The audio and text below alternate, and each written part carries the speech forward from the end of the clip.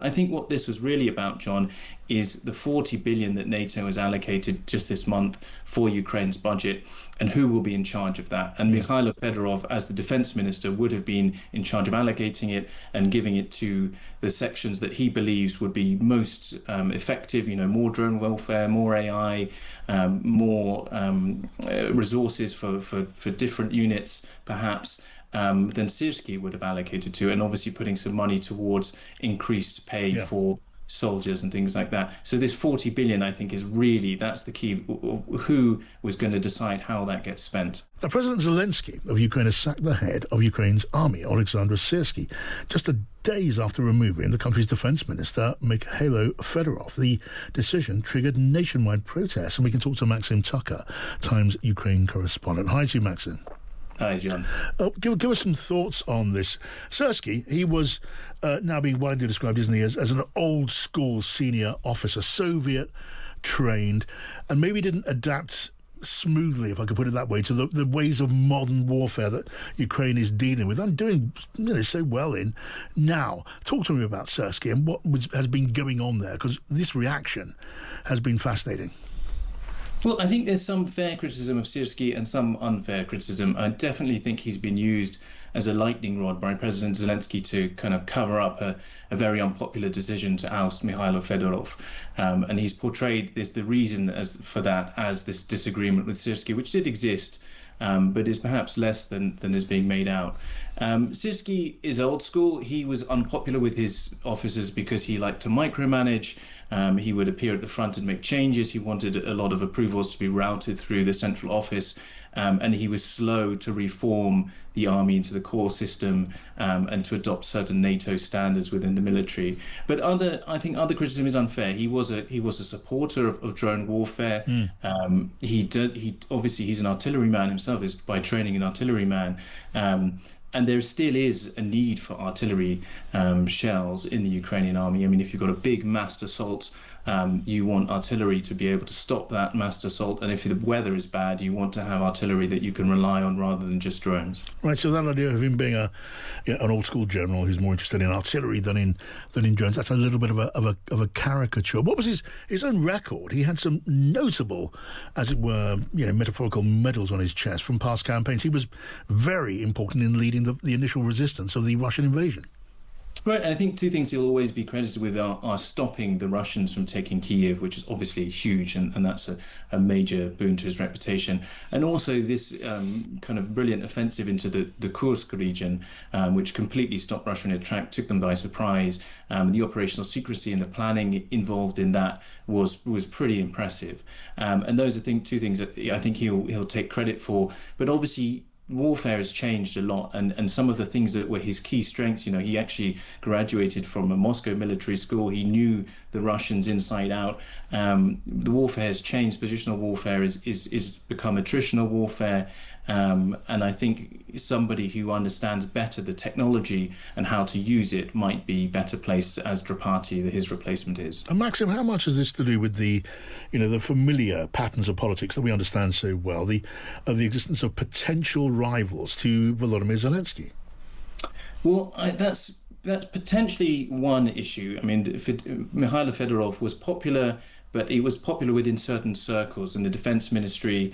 He was popular with certain military figures, certain volunteer units. He wasn't a household popular name, I'd say. This event has made him that, so Zelensky has ironically boosted Fedorov's profile. But I think what this was really about, John, is the 40 billion that NATO has allocated just this month for Ukraine's budget and who will be in charge of that. And Mikhailo Fedorov, as the defense minister, would have been in charge of allocating it and giving it to the sections that he believes would be most effective, more drone welfare, more AI, more resources for different units, perhaps, than Syski would have allocated to, and obviously putting some money towards increased pay for soldiers and things like that. So this 40 billion, I think, that's the key. Who was going to decide how that gets spent? And do you believe the new commander-in-chief is going to bring with him a bit of a game changer when it comes to the war? What a crucial question, of course, that must be.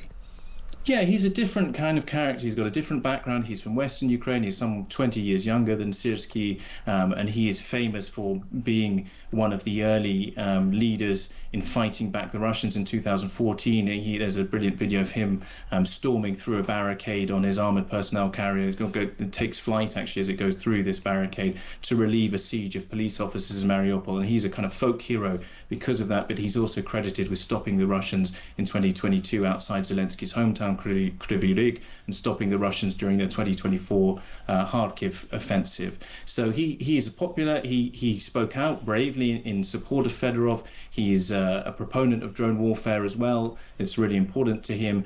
But if you don't have that partner in the defense ministry, if you don't have a like-minded person as defense minister, the amount of changes that he's going to be able to make are very limited. I was fascinated to read the other day about the place of street demonstrations in Ukraine's culture and political culture. Tell us a little bit about that. It is, in part, a very conscious contrast to, well, the lack of free expression in Russia.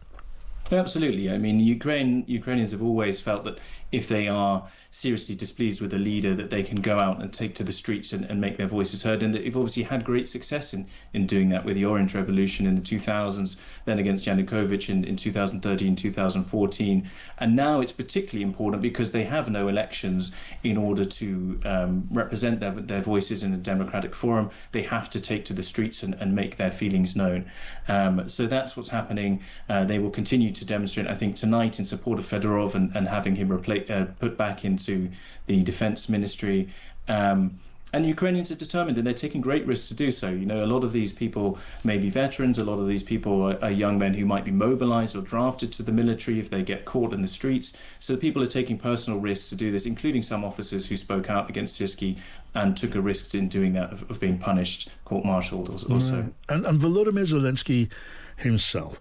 I'm sure a lot of people in this country and in Western Europe and among Ukraine's friends and admirers still accord to Volodymyr Zelensky something like a rock star, an absolute superstar status. And he is admired, of course, still in Ukraine, isn't he? But I'm looking now at some polling numbers which tell us that, well, President Zelensky doesn't have a clear field when it comes to popularity. Right, and he's making these mistakes, which are self-defeating mistakes. The first was the one to kind of try and undermine the independence of the National Anti-Corruption Bureau, and the second one being removing Fedorov at a time that he was trying to weed out corruption inside the defense ministry, and that doesn't look good for him. And there's also been corruption allegations against his close aide and ally for years, Andriy Yermak. And if he is consistently caught on the wrong side of the fight against corruption, that is going to make him increasingly unpopular amongst Ukrainians who have this track record of coming out and fighting against corruption with as hard as they possibly can. I suppose, Max, I'm looking at it through my own sort of conventional political lens, as and when it comes to an election to choose another president, the President Zelensky's position will have a lot to do with the terms on which peace comes about. Absolutely. He will be associated with those terms and being the person in charge, putting them in position of how they got there as well. I think he will always be remembered fondly by many Ukrainians for the stance he took at the beginning of the war, not simply turning tail. But I think Ukrainians do see the state that their country is headed towards. They want it, and they feel very important that they have a say in it. And if a leader is taking too many decisions upon himself or becoming increasingly authoritarian or not respecting democratic processes or giving space to other people who deserve credit and to be in high positions, then the Ukrainians have made clear that they will speak out about that. And just a brief, as it were, British parochial perspective. There's a new Prime Minister here, Andy Burnham, of course. Keir Starmer, I think, his standing was pretty high, wasn't it, in Ukraine? A strong supporter of Ukraine. Boris Johnson, I suspect, has still got a certain high standard in that country. Last I heard of this was a while ago. He's got streets named after him, at least one in Kyiv. Well, now there's a new Prime Minister, Andy Burnham. Is there an opinion that you could put your finger on yet, or is it just too early?